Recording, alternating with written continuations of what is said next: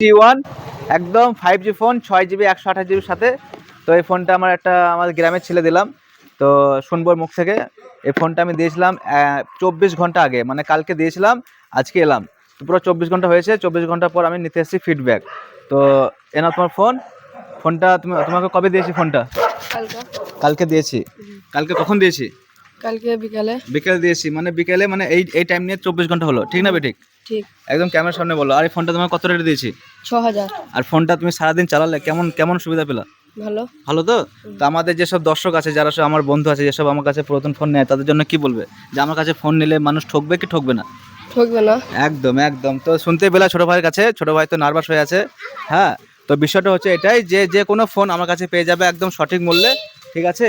তো আমরা এখন আছি বদুয়া আছি বগতলাতে। তো আমার অপর নাম্বার স্ক্রিনে দিয়ে দেখতে পাচ্ছেন নম্বর 9734919350।